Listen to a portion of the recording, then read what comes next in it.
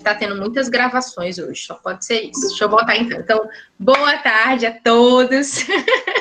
Essa é a nossa primeira ação do projeto de extensão A Literatura em que Me Enxergo, e hoje nós vamos ter uma roda de conversa sobre o tema O Quilombo que Habita em Mim, focando na autoestima, na representatividade negra. E para isso, nós temos um dos componentes, né, que fazem parte desse projeto, dessa grande equipe, que é o José Jerônimo da Silva, e ele vai agora se apresentar para vocês e falar um pouquinho sobre a relação que ele tem com o tema, tá? E o porquê dele ter se sentido tão à vontade para estar aqui nesse momento. É com você, Jerônimo. Então, bora lá, né? Boa tarde a todos. Espero que todo mundo esteja me escutando. Então, falando um pouquinho sobre mim, a minha vontade de falar sobre temas raciais, preconceito e discriminação partiu de quando eu estudava o ensino médio, e onde eu estudava numa sala onde tinha um menino que ele era do Quilombo, ele era negro, e toda vez que ele entrava na sala de aula, alguém soltava uma piada pro lado dele. Sempre acontecia isso. Então, quando foi em 2017, a escola ela começou a ter um programa chamado ProM, que é o programa do ensino médio inovador. Você ali tinha o livre-arbítrio de você fazer o que quisesse. E eu falei assim, por que não focar em palestras? Por que não focar em algo que relaciona a educação ao saber para passar aos outros? E eu comecei a fazer. Eu me lembro que a minha primeira palestra foi sobre a consciência negra. Eu dei em média para 400 alunos. Agora imagina a pessoa nervosa no mundo, seria eu naquele dia. O negócio foi puxado. Após isso, eu comecei a conhecer a história do Quilombo do Domingo Ferreiros, que é aqui de Tavares. E a partir disso, eu fui me aprofundando, o povo foi me chamando para fazer palestras. E hoje eu entrei no IF. Eu só assisti 2 semanas de aula, infelizmente. Só assisti uma aula da professora Adriele. E estou aqui no projeto para contribuir. Basicamente é isso. Fala aí, Adriele. Muito bom, Jerônimo. Mas é um pouco disso, né? Cada um de nós vai ter uma relação, né, pessoal com essa temática, algo que nos faz sentir, ao mesmo tempo que indignados com algumas injustiças sociais, né, e étnicas, e também nos faz ter vontade de agir, né? Certo, tá bom. A gente percebe que isso é um problema social, né? A gente percebe que isso não está certo, isso não está bacana, a gente precisa discutir sobre isso, tudo bem, precisamos refletir, precisamos discutir, mas e aí, o que a gente faz para tentar minimamente, mesmo que no nosso nicho, mesmo que para um grupo pequeno de pessoas, não importa, mas o que eu posso fazer, o que está em minhas mãos para ir em busca de uma mudança dessa realidade? Não quer dizer que uma melhoria rápida, fácil, qualquer ação que façamos aqui vai modificar essa história, né? Que é uma história que nós temos muitos anos pela frente para modificar, né? Mas o que eu posso fazer para começar essa mudança, para mexer nesses paradigmas, para modificá-los, né? E aí cada um de nós tem que perceber dentro de nossas realidades o que nós temos condições de fazer, né? De agir. E esse projeto é uma dessas ações, é uma dessas condições de atuar, né? De não ser só espectador e não apenas refletir sobre esse problema, que é um problema social, né? Então, tá chegando mais gente aqui. Antes da gente começar, de fato, a discussão, Jerônimo, eu queria pedir licença e perguntar se haveria mais alguém que está aqui nesse momento, nessa roda de conversa conosco, que teria também um relato para falar sobre a sua relação, né? O seu contato, a sua história com essa temática da educação para as relações étnico-raciais, da necessidade de ir em busca de uma quebra dos preconceitos, da discriminação. Qual a sua relação pessoal com essa temática? Alguém se sentiria à vontade para falar?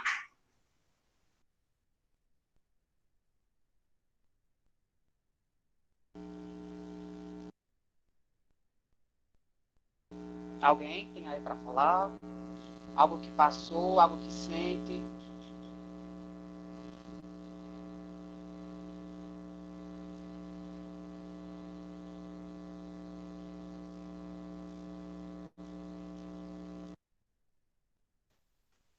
Então, a gente vai dar início. Se vocês se sentirem à vontade ao longo do processo, podem ligar o microfone a hora for, podem pedir a palavra, podem escrever no chat, fiquem à vontade. A ideia da roda de conversa é bem essa, né? Que a gente se sinta à vontade para dialogar, para conversar, para discutir, para bater um papo sério, é claro, um papo sobre um tema importante, mas não deixa de ser um papo, tá bom?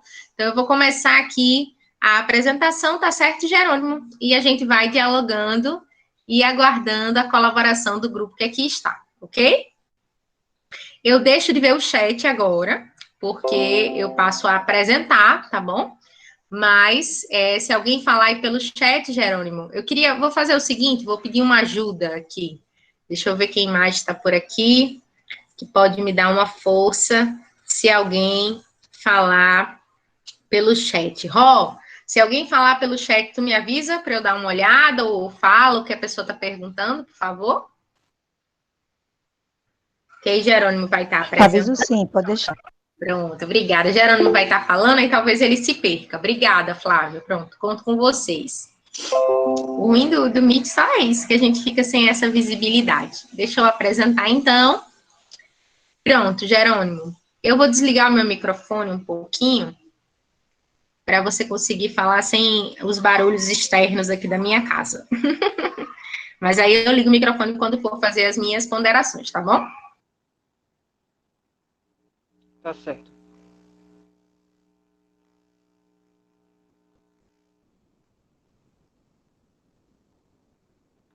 Aí, pronto.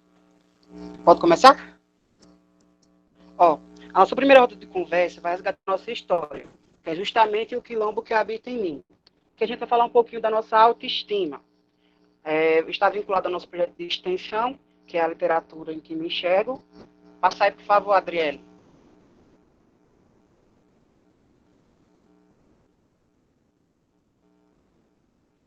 Então, para começar, por que eu escolhi essa roda de conversa? Porque eu e a Adriela, a gente se comunicou para isso. A gente quer resgatar a autoestima de vocês, a autoestima do comunidade quilombola. A gente vai trabalhar um pouquinho, falar um pouco sobre a identidade, sobre o preconceito racial e o racismo, focando já no preconceito racial e no racismo. A gente sabe que a gente existe no nosso Brasil, a Constituição, existem leis, e uma das leis é a Lei 7.116, de janeiro de 89, que resulta em crimes de discriminação e preconceito raça, vai se vincular a raça, cor, etnia ou religião. Se eu fizer algum preconceito... Jerônimo, Jerônimo, só um minutinho. O teu áudio tá bem esquisito agora, tá um barulho assim externo. Tenta ver de novo o teu fone, encaixar ele melhor para ver se melhora. Fala novamente, por favor. Fala mais um pouco. Bem? Como é que tá aí o áudio? Tá um pouco melhor. Ainda tem um barulho, mas bem menor agora, que o barulho estava sobrepondo a tua voz, sabe? Fala mais um pouco, mais um pouquinho, vai. E agora? Melhorou. Segura aí, qualquer coisa eu te aviso. Tá? Melhorou mesmo, melhorou, de verdade. Tá certo.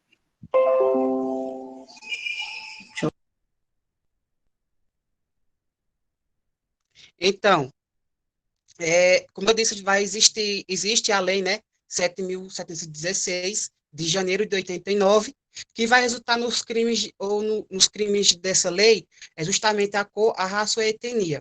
Agora, falando um pouco sobre preconceito. O que é o preconceito? O preconceito, ele vai ser baseado na ignorância. Já o racismo, ele é o resultado do preconceito, que vai ser causado pela antipatia. Isso vai causar o ódio, através da sua pele. Eu vou ter ódio da sua pele, ou senão eu não vou gostar da sua tradição que você faz. Então, isso eu vou estar fazendo a questão do racismo. Em questão das alternativas inclusivas em setores, é justamente isso. Existe a lei onde fala que vocês têm total direito à educação, à cultura, ao esporte, ao lazer, à cidadania.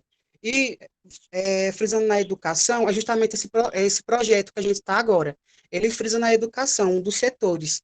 A gente sabe, infelizmente, que as nossas escolas, elas só trabalham a consciência negra ou algo relativo ao negro no mês de novembro.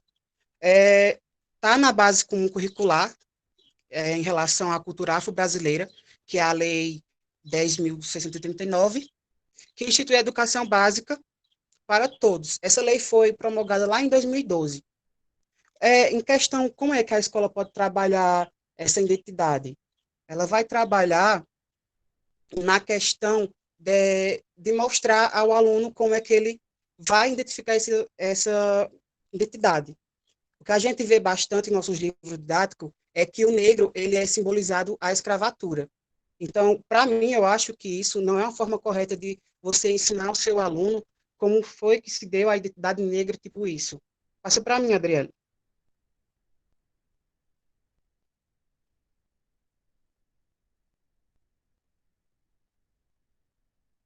Então, a autoestima.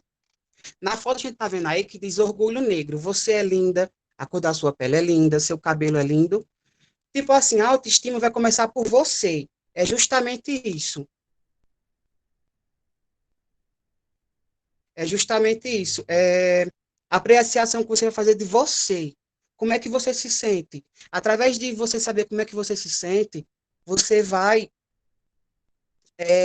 adquirir seu autorrespeito, sua autoconfiança, e através disso você vai conseguir enfrentar os desafios e defender seus objetivos. Vocês estão escutando bem?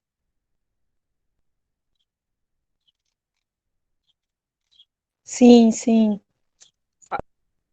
Passa para mim, Adriele. Então, o que é autoestima? Foi como eu disse, é você se apreciar você próprio, saber como é que você se sente. Para você falar que uma pessoa é bonita, eu acho que, primeiramente, eu não acho, tenho certeza, que você tem que se sentir para você bonito. A questão da autoestima, ela vai começar lá na infância, através do sim e do não. Como é que seria esse sim ou não? Se, um exemplo, eu estou com uma pessoa, ela diz que meu cabelo não é bonito porque é crespo, e a outra pessoa diz que ele é bonito. Através desse sim, desse não, a gente vai começar a construir a autoestima de uma criança. Imagine se uma criança está brincando e alguém chega e diz que não quer brincar com ela por causa da cor dela. Se para uma criança isso já vai influenciar bastante na vida dela, imagine para um adolescente. Para o adolescente, vai ser uma fase que ele vai se vinculando cada vez mais a algo que vai chegar ao futuro, onde você vai ter a sua autoestima baixa. A questão é que a criança ela vai passar a ver no olhar do adulto a aprovação ou a reprovação. Se o adulto vai me aprovar por como eu sou, legal, beleza. Se ele vai me reprovar, isso vai fazer com a minha autoestima, ela vai baixando cada vez mais. Vai chegar um ponto que vai gerar a violência. Ou seja, xingamentos diretamente, como você é filha, você não tem talento, isso vai levar para o resto da vida. Então, isso vai sofrer tanto emocionalmente ou psicologicamente na cabeça do adolescente e da criança. Passa para mim, Adriele. Então, identidade negra, cabelo crespo e black power. Lá nos anos, muitos anos atrás, quando decidiram assumir a questão do cabelo Black Power, houve muita revolução, muita crítica também. E hoje, graças a Deus, a gente está vendo bastante que agora a gente está conseguindo assumir o cabelo crespo, o cabelo cacheado, estamos conseguindo se amar do jeito que a gente é. Então, o cabelo crespo ele é uma expressão da identidade negra. Veja só, a partir do momento que eu assumo que eu tenho meu cabelo crespo, meu cabelo cacheado e minha cor vai partir de um momento onde a gente vai sofrer muito preconceito pejorativo, piadas e questões raciais. Então, isso vai influenciar negativamente na autoestima. É igual eu digo, para você ter uma autoestima boa, você tem que se considerar bonito, primeiramente. Historicamente, foi criado um artesanal de argumentos e estratégica com o negro. Ou seja, para um negro ser bonito, ele tem que ter o cabelo liso, ele não pode ter o cabelo crespo. E não é bem assim, né? A sociedade é como se a sociedade colocasse um padrão e a gente não seguisse esse padrão, essa concepção. A gente fosse fora do padrão de estética. Passa, Adriele. Então, valorização negra. Infelizmente, a gente sabe que antigamente o negro ele foi muito escravizado, e até hoje a gente carrega esse fardo, entre aspas. Então, aí diz assim, se pegar as normas constitucionais e decretos da história do Brasil, eles são muito cruéis conosco. Não só passamos a ser cidadãos a partir da Constituição de 98. Antes não era considerado cidadãos. Veja só, a questão quando vai envolver a Constituição, vai envolver também a questão da abolição da escravatura, que foi justamente o fim da escravização dos negros. A abolição que ocorreu através da Lei Áurea, lá de 13 de 88, como todo mundo sabe. Então, vamos falar um pouquinho como é que eu vou valorizar isso. Então, primeiramente, eu vou ter que combater a discriminação e o preconceito. A gente vai combater isso através, como, por exemplo, políticas públicas. A gente vê muito pouco em relação a políticas públicas, em relação ao negro na sociedade. A gente vê novelas, filmes, a gente não vê a representatividade do negro. A gente não vê essa valorização. Uma coisa que eu acho interessante é o censo demográfico do Brasil, que ele é através da cor da raça. Se vai se declarar se você é preto, se você é branco, se você é pardo ou amarelo. Isso vai se resultar em características físicas ou da cor. Vamos ver se em outro contexto, se você não se declarar pardo ou negro, você vai estar fazendo um ato político. Ou seja, você vai fazer um ato político através de histórias culturais e as raízes de suas lutas. Passa aí, Adriele.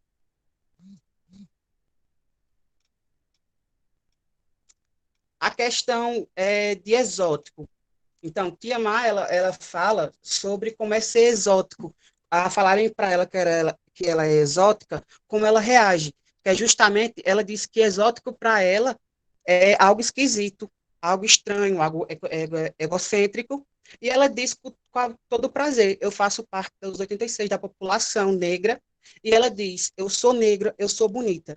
Então, veja só, a gente percebe, quando for reproduzir o vídeo, que ela tem a autoestima dela lá em cima.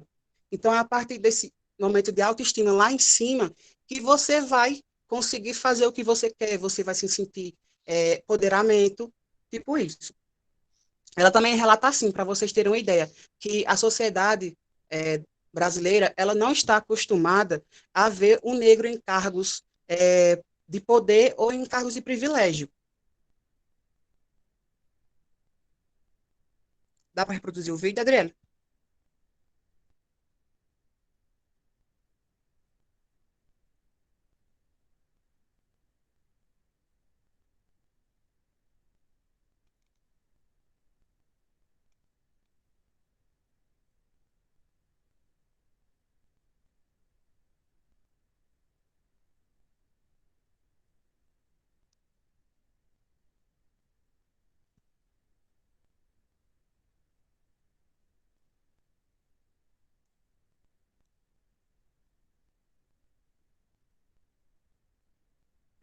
Tava dando para ouvir? Tava dando para ouvir? Não. Não, né, Jerônimo? Pronto, por isso que eu parei. Porque não. Geralmente,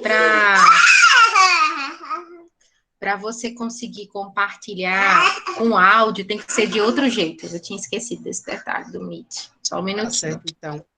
Você tem que apresentar de outra forma. Ideal para vídeo e animação. Você apresenta uma guia do Chrome. Aí, acho que agora vai, tá? Vamos fazer o teste. Aí vocês me dizem se dá certo. Vejam se vai dar para ouvir o som agora. É muito bonita. Agora sim. Exótica. Quem nasceu com a pele escura aqui no Brasil? Quem é preto? Deixa eu botar em tela cheia. Para ajudar. Vou botar de novo. Você é muito bonita, porque você é bem exótica.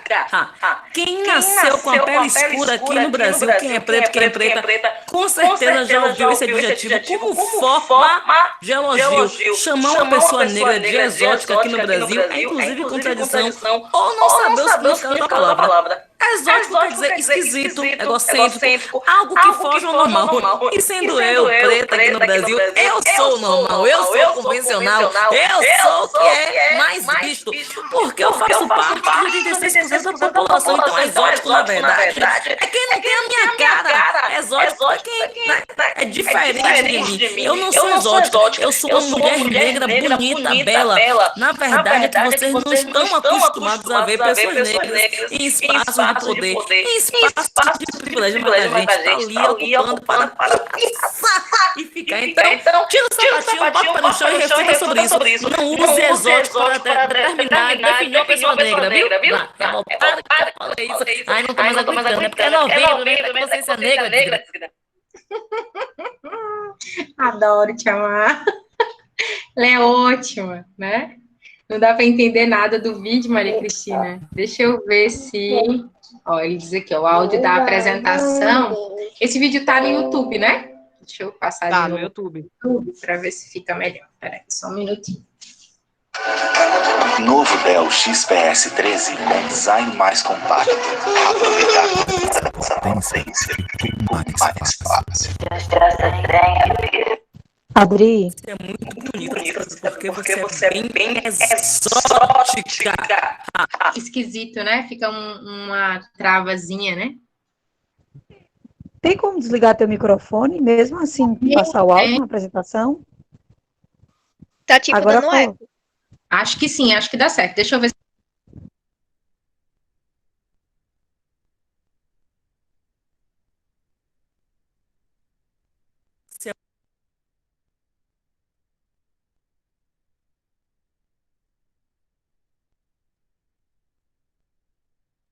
Você é muito bonita, sabe? Porque você é bem exótica. Quem nasceu com a pele escura aqui no Brasil, quem é preto, quem é preta, com certeza já ouviu esse adjetivo como forma de elogio. Chamar uma pessoa negra de exótica aqui no Brasil é inclusive contradição ou não saber o significado da palavra. Exótico quer dizer esquisito, egocêntrico, algo que foge ao normal. E sendo eu, preta aqui no Brasil, eu sou o normal, eu sou o convencional, eu sou o que é mais visto. Porque eu faço parte dos 86% da população. Então, exótico, na verdade, é quem não tem a minha cara. Exótico é quem, né, é diferente de mim. Eu não sou exótica, eu sou uma mulher negra, bonita, bela. Na verdade, é que vocês não estão acostumados a ver pessoas negras em espaços de poder, em espaços de privilégio, mas a gente tá ali ocupando para pirraçar e ficar. Então, tira o sapatinho, bota o pé no chão e reflita sobre isso. Não use exótico para determinar, definir uma pessoa negra, viu? Revoltado que eu falei isso. Ai, não tô mais aguentando. É porque é novembro, mês da consciência negra, desgrama.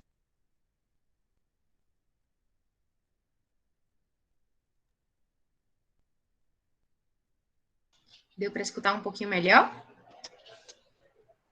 Que fica um cortezinho mesmo, é normal. O Meet ainda tem dificuldade com esse compartilhamento de áudio, sabe? Mas deu para escutar um pouquinho melhor? Deu sim, Adri, ficou bem melhor agora. Pronto, às vezes, então era isso, o meu microfone não pode ficar ligado, né? A gente já sabe agora quando for colocar, perdão aí, eu nem tinha percebido que ele estava ligado. Então... Ele vem aprendendo. A gente vai aprendendo. Eu evito compartilhar áudios e vídeos pelo Meet, porque eu percebo que não é tão legal, sabe? Mas, às vezes, é necessário mesmo, né? Muito bom, né, o comentário da Tia Má, né?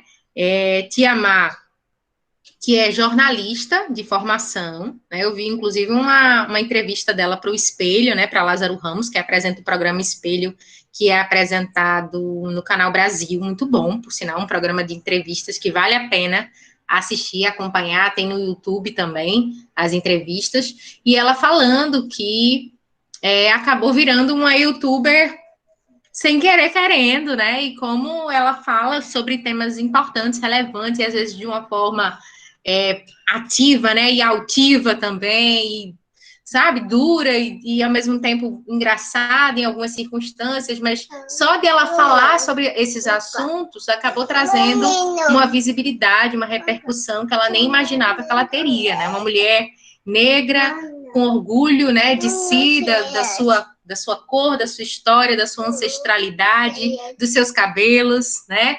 Com orgulho de quem é e de quem a trouxe até aqui, né? Então, Jerônimo veio aí colocando um pouquinho, né, dessas situações históricas que a gente precisa conversar, né? Porque o olhar para trás é importante, né? O olhar para trás, ele, na verdade, faz com que a gente compreenda o presente, né? Por isso que o estudo de história é tão importante, né? A gente precisa da história para entender o presente e, inclusive, para modificá-lo, né? Para fazer desse momento presente um momento que diferencie para o futuro, né? Então, a gente tem que ter esse olhar para o passado, né? Quando Jerônimo fala dessa questão da autodeclaração do censo, por exemplo, né? Então, o que você quer começar? Quando ele fala dessa situação da autodeclaração do censo, isso é recente, tá, gente? Assim, recente é do ano 2002 para cá, né? Foi quando houve essa questão da autodeclaração, né? Houve um grande encontro, por assim dizer, na África do Sul, nos anos 2001, ou foi 2002, eu estava até pesquisando aqui, mas eu não encontrei a data, eu sou ruinzinha dessa coisa da história com datas, assim, decorada, eu sou meio ruinzinha. E aí, foi um encontro que aconteceu foram convidados todos os países, né, e esse encontro tinha a intenção de discutir sobre como foi a história de cada país com o processo de escravização da população negra africana, né? E aí, cada país teve, né, nesse grande encontro, durou uma semana de palestras, de discussões, de reuniões, né?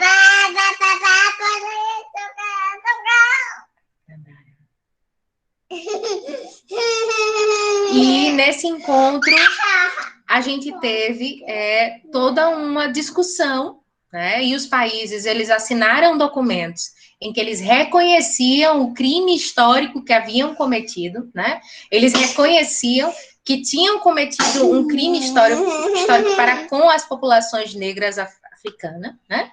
E que eles precisavam reparar esse crime. E aí eles assinaram um tratado, né, em que se comprometiam a criar políticas públicas de reparação desse crime histórico que é a escravização de outra pessoa, de uma população, né?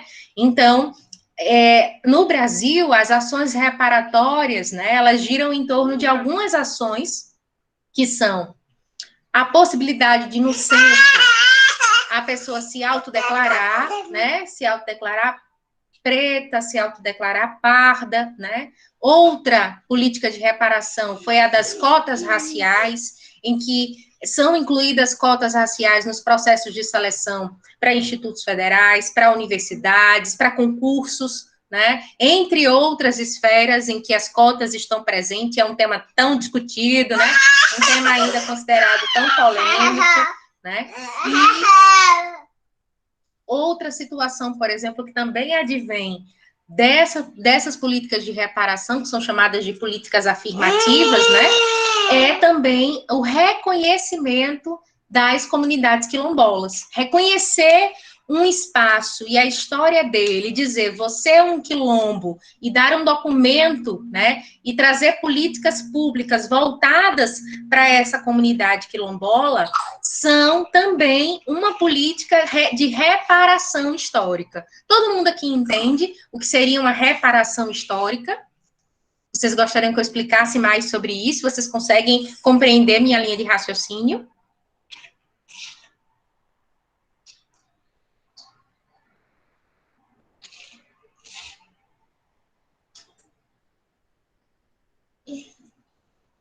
Acho que tá dando para compreender, sim. Bacana, bacana. É importante, sabe, gente, a gente conhecer esse processo, inclusive para defendê-lo, né? Para não permitir que nenhum retrocesso aconteça nesse sentido. Que nada do que já foi conquistado até agora, que ainda é pouco comparado a 400 anos de escravidão, né? A 400 anos de escravização, perdão, eu falando o nome errado, que é escravização, imputar um processo a uma pessoa sem permitir que ela tenha escolha, né? Isso é crime, né? E é um crime que estamos reparando. Então, todas as vezes que vocês escutarem alguém, né, que diga, ai, todo mundo é igual, eu não sei por que essa diferença, eu não sei por que essa necessidade de mimimi, né? Eu não sei por que as pessoas precisam fazer essa linha do coitadismo, né? Ninguém é coitadinho, não, é só lutar e conseguir, é só querer. Não é bem assim, não. Não é bem assim mesmo, né? A gente tem que ir em busca da justiça, né? Da equidade, né? E só com justiça e com equidade é que a gente consegue alcançar a igualdade, né? Então, igualdade racial, né? É algo que depende de muitos outros fatores para acontecer. Não é apenas dizer, olha, a gente é igual. Como é que a gente é igual se não somos tratados como iguais? Historicamente falando e também no presente. Entendeu? Então, é uma falácia, e falácia é uma mentira, né? É uma mentira que contaram pra gente e que a gente acredita se a gente quiser se manter cego diante do processo, né? Então, a gente precisa compreender, acima de qualquer coisa, que queremos muito ser tratados como iguais. Mas, para isso, precisamos reparar esse passado que nos fez diferentes por tanto tempo e de maneira tão injusta. Desculpa, eu me excedi, mas é porque é algo que me deixa extremamente indignada. E Dandara está aqui participando ativamente. Eu peço desculpas, mas estamos sozinhas hoje, então ela participa junto mesmo dos processos. Vou voltar para a apresentação, tá, Jerônimo? Certo. Só complementando, também houve a questão que criaram a Secretaria Especial de Políticas de Promoção da Igualdade Racial, que foi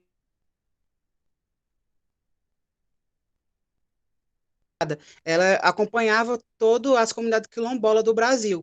Aí isso passou a ser, agora, direcionado, a quem acompanha isso, é o INCRA, que foi o decreto lá, o decreto 4887 de 2003, que ele passou a ser um órgão federal. Então, criaram uma Secretaria de Políticas da Igualdade Racial em 2003. Tempos depois, em 2015, ela foi extinta. Aí passaram isso para o INCRA. E, a partir disso, eles são responsáveis por dar uma titulação às terras quilombolas. Ou seja, a Carvalhada pertence ao município de Flores, então a Carvalhada ela tem a titulação de comunidade quilombola. Engraçado também, Adriele, e bem interessante, é a Fundação Cultural do Palmares. Quem tiver um tempinho de olhar o histórico dela, ela é muito importante. Ela é uma fundação que ela é vinculada ao Ministério da Cultura e ela vai incorporar justamente a cidadania. E agora também ela é um patrimônio cultural quilombola do Brasil.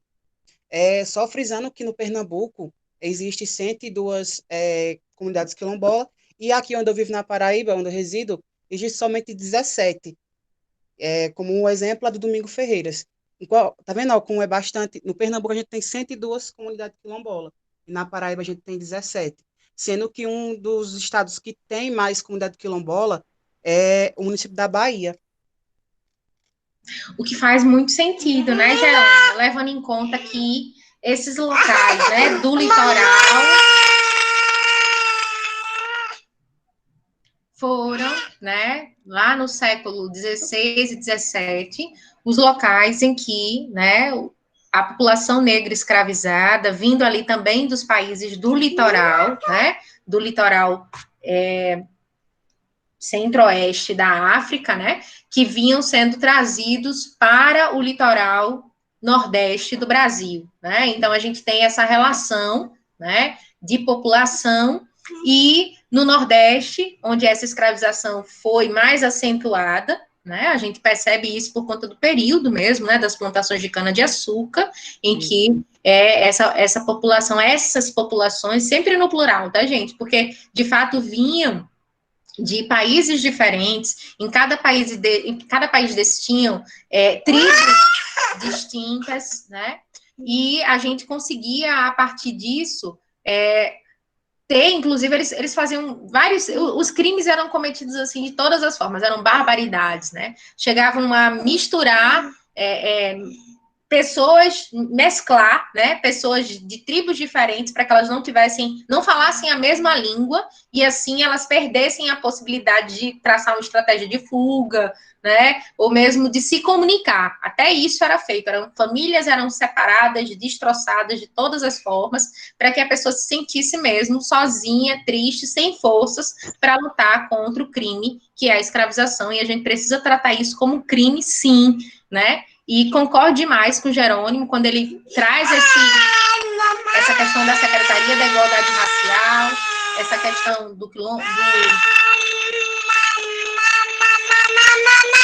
de Palmares, porque estamos num processo de destruição dessas esferas, de destruição dessas secretarias, de destruição dessas instituições, que são instituições que historicamente vinham juntas na luta pelo processo de reparação, pelo processo de mudança. E a gente não pode permitir que isso aconteça. A gente tem que se mobilizar, a gente precisa dialogar, discutir, questionar, né, e não permitir esses desmontes, né, porque é assim mesmo que a gente chama. É verdade.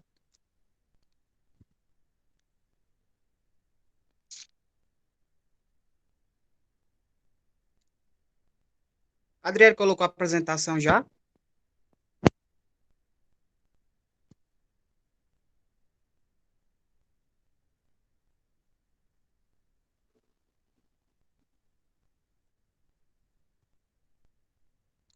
Então, justamente, agora a gente vai falar um pouquinho sobre a representatividade da negra, né? A gente sabe que, igual lá no vídeo passou, que a população não está acostumada a ver o negro em cargos de poder ou em cargos de privilégio, não está acostumado a ver o negro como outra pessoa.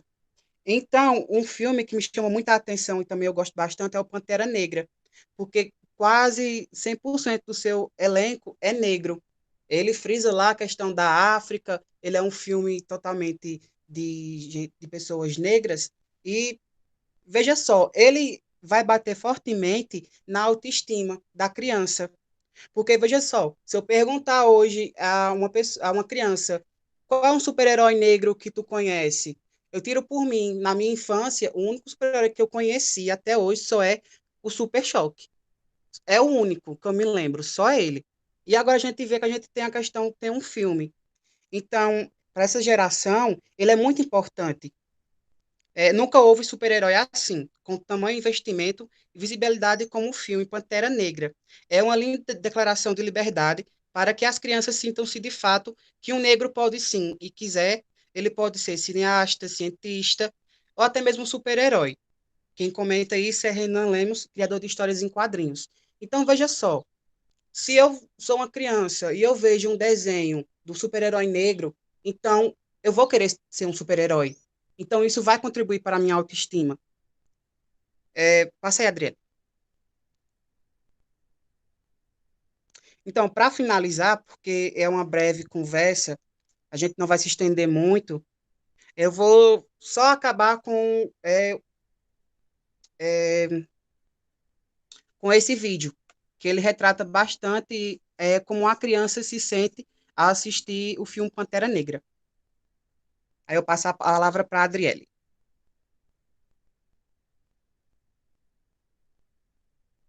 Quase todos de 13. Gente, o Fantástico dessa noite vai ficando por aqui. Agora tem o Domingo Maior. Que venha uma semana de paz. Um beijo enorme. Isso aí, boa noite, pessoal. A gente se despede com os vídeos bacanas que a gente recebeu no nosso site em homenagem ao Chadwick Boseman, o Pantera Negra, um herói símbolo de resistência e orgulho. Valeu. Até domingo que vem. Wakanda forever. Wakanda forever. Wakanda forever. Pantera Negra. Wakanda forever. Wakanda forever. Wakanda forever. Wakanda pra sempre.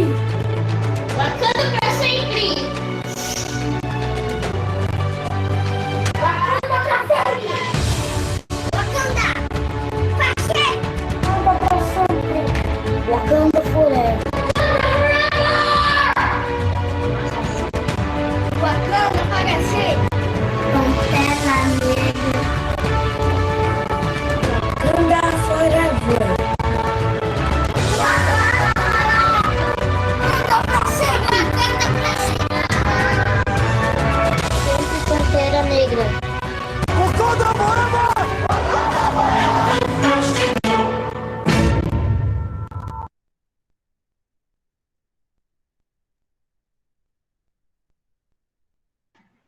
Que bacana, né? Eu fiquei emocionada. Muito bom, né? Assim, é impressionante como esse filme, né? Ele mudou a história das animações, né? Ele não é bem uma animação, né? Ele é um filme de heróis, né? Que tem aí toda uma questão de ficção científica, né? Envolvida, né? Assim como os outros filmes de heróis, como Batman, como Super-Homem, como Thor, né? E tantos outros filmes que fazem muito sucesso, tanto da DC, né? Quanto da... Esqueci o nome da outra, agora me ajuda. Tá difícil raciocinar.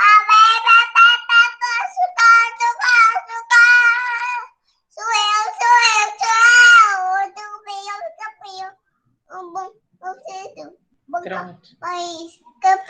E aí, a Marvel, obrigada, Amanda. Eu sou bem ruinzinha de filmes de super-heróis porque eu não gosto muito, mas eu assisti, né, Pantera Negra no cinema, junto com meu esposo, e assim, eu saí encantada, assim, eu saí achando aquilo o máximo, né, de você ter um filme que tem um herói negro, né, que vive, né, num país africano, né, e aí tem toda uma questão de uma valorização da cultura, né, dessas culturas negras, né, tanto que vocês podem ver que até no filme, para quem não assistiu, assista, né, você tem aí várias tribos, né, existem várias tribos que são representadas, porque o filme tem muito essa ideia de representar toda toda essa diversidade, né, por assim dizer, e aí você consegue ter uma visão ali mínima, micro, né, do que é essa África enquanto continente, né, da riqueza, né, desse continente que foi tratado ao longo da história, né, como um país, como um local pequeno, quando é enorme, imenso, diverso, lindo, né, e admirável, né? Então, que as próximas rodas de conversa, né, vocês se sintam mais à vontade para falar, né, e a gente vai continuar abordando esses assuntos, né, se aprofundando nesses temas, né, e peço desculpas novamente pelas interrupções aqui de Dandara. Então, eu gostaria de saber se tem alguém que gostaria de fazer algum comentário, que gostaria de falar, de fazer algum pedido. Ou algum assunto que vocês queiram que a gente converse na próxima roda de conversa.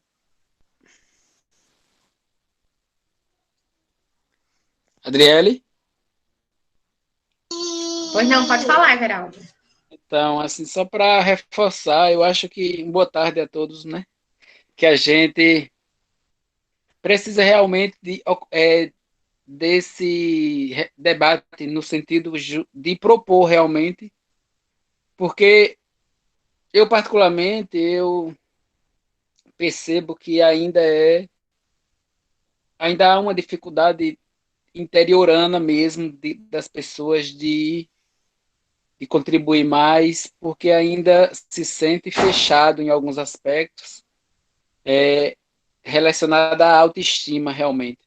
Então, assim, a gente tem que se abrir para o novo, para as informações, tentar buscar. Claro que é um processo realmente delicado e demorado, estamos com certeza no caminho certo, mas a gente precisa, principalmente agora, não só ligado ao negro, claro que o tema aqui é esse, mas assim, as pessoas, no geral, elas precisam se valorizar para garantir uma autoestima sem estar muito que esperando do outro, porque a sociedade está desequilibrada em praticamente todas as esferas e sentidos da palavra equilíbrio, e a gente precisa, principalmente nos menores lugares, nos lugares onde as instruções que chegam nem sempre são as mais verdadeiras e as mais sinceras, se colocar como um mediador para fomentar esse desenvolvimento das pessoas, ligado ao seu autoestima, a sua o seu grau de elevação de amor próprio, para a gente poder, então, espalhar um amor mais verdadeiro e sincero nas pessoas por onde a gente passa, garantindo, então, o despertar para o desejo de realmente entender o contexto onde você está inserido, familiar, social e histórico, e ser defensor daquilo que você acredita, seja o que for a sua crença, e aí eu nem falo de religião, mas assim, de entender que foi preciso uma grande luta da população e que hoje a gente vê uma desvalorização de tudo isso, e quem está sendo de fato desvalorizado somos nós. E aí, quando eu digo nós, eu não digo nem só o negro, mas nós nordestino, nós dos interiores, nós aqui do Nordeste como um todo, porque a gente está vivendo uma ditadura disfarçada, onde os militares já ocuparam praticamente todos os ministérios em Brasília, e as pessoas estão acomodadas ainda achando que está tudo normal.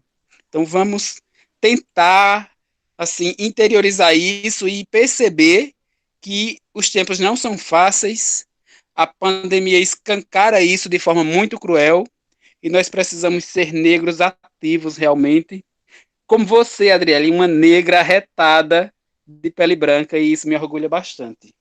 É por aí, pessoal. Obrigado mais uma vez e tamo junto. Muito bom, Everaldo, muito bom mesmo. Suas falas são muito, muito pertinentes.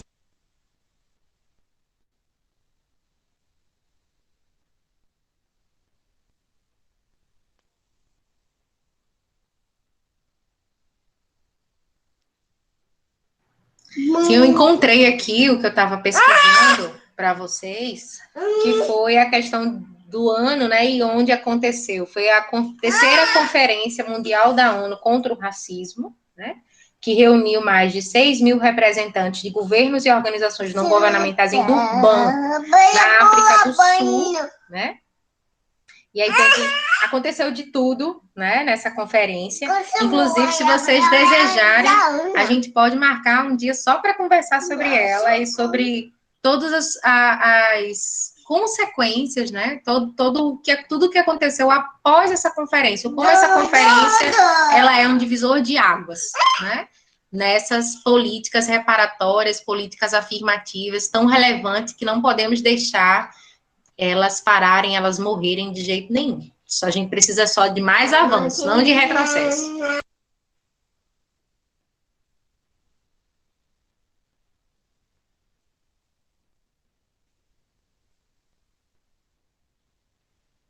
Jerônimo, você gostaria de falar mais alguma coisa? Somente isso, que vocês tenham amor a vocês mesmos, amor próprio, para construir a autoestima de vocês, que vocês têm que sentir orgulho, sim, de ser negro, têm que sentir orgulho, sim, de fazer parte de uma comunidade quilombola. Basicamente isso. E muito obrigado.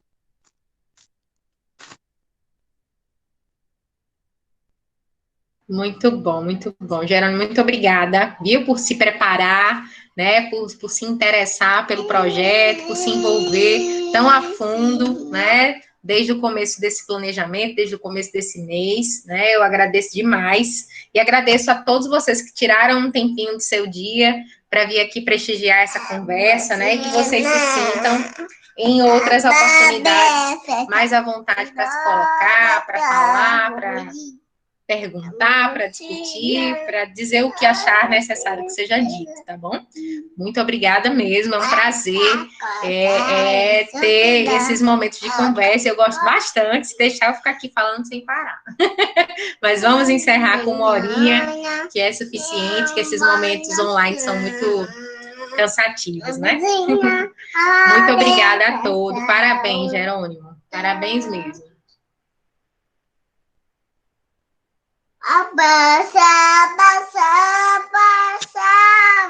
Dandara tá mandando um abraço aí para todos vocês.